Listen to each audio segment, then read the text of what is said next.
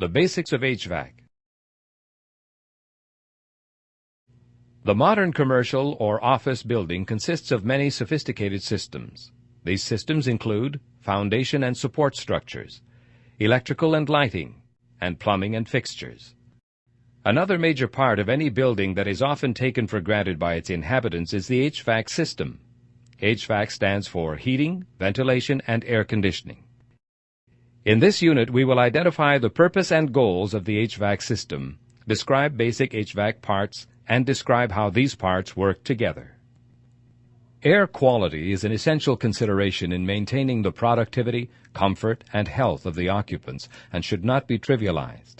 If air quality and temperature are not maintained, occupant comfort in the workplace can suffer, directly affecting productivity and morale. The goals of an HVAC system.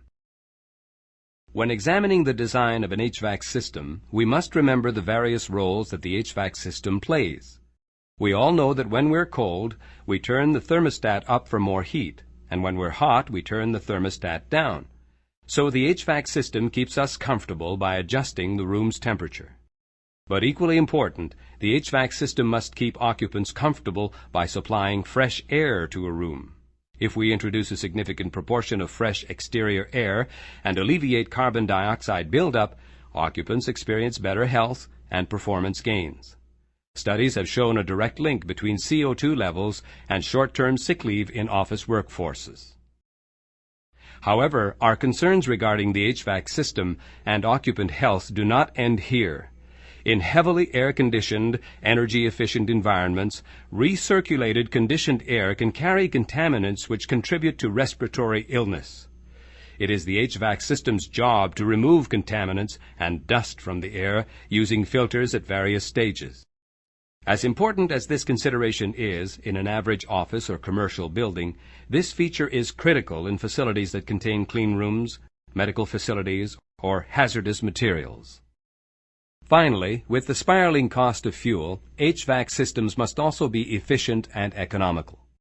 Energy-efficient HVAC systems might incorporate variable air volume designs, components designed for operation at low pressures, digital control systems, mechanisms for reclaiming heating or cooling benefits from recirculated air, and high-efficiency ECM fan motors.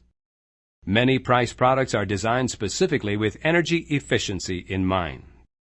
By understanding the importance of occupant comfort, we realize the significance of the HVAC system in a building design.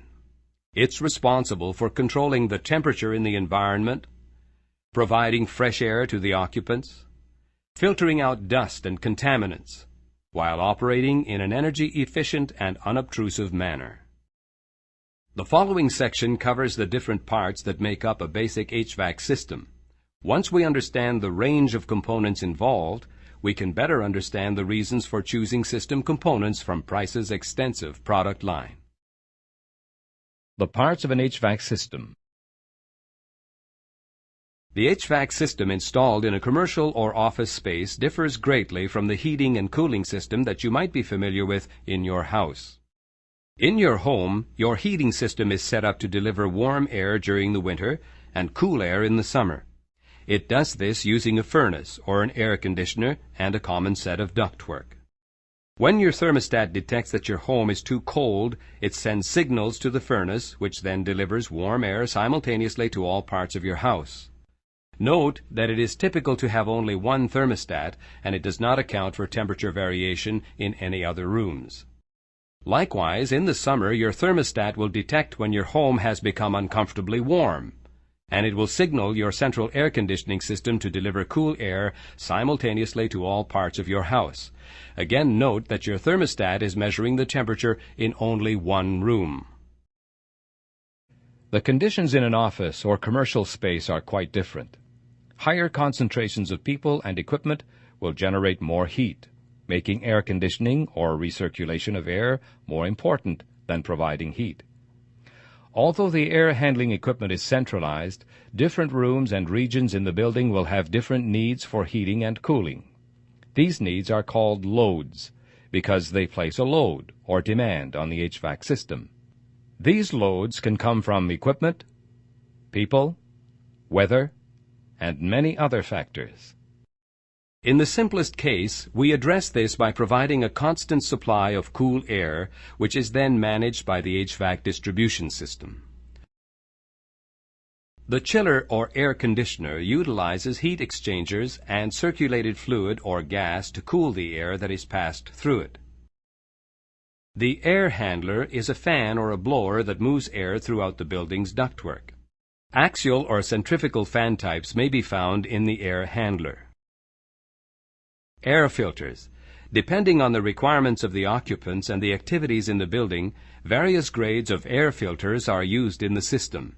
General-purpose air filters will be included in the air handler itself, while more sophisticated filters, such as HEPA filters, may be used in the downstream ductwork. Ductwork. Round, square, and rectangular ductwork provides a pass for the conditioned air from the air handling unit to the environment.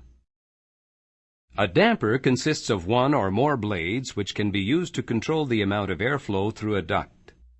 Manual dampers are used to ensure that different parts of the building receive proportional ventilation based on area and demand. Automated dampers may be installed at firewalls which close in the case of a fire.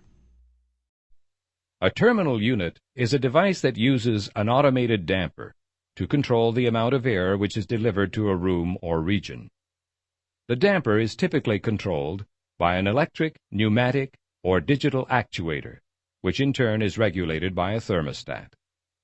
A set of adjacent rooms or regions in a building which have identical heating and air conditioning needs are called a zone.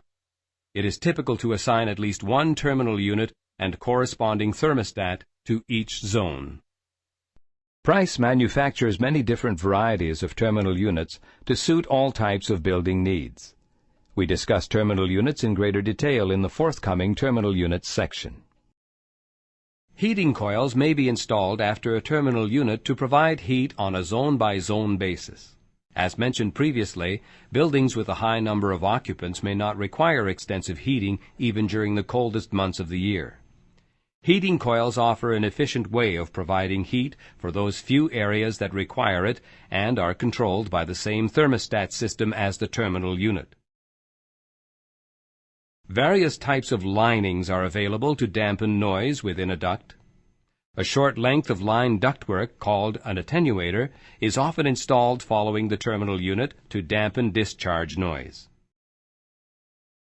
Ultimately, the test of an HVAC system lies in its ability to deliver conditioned air to the occupant.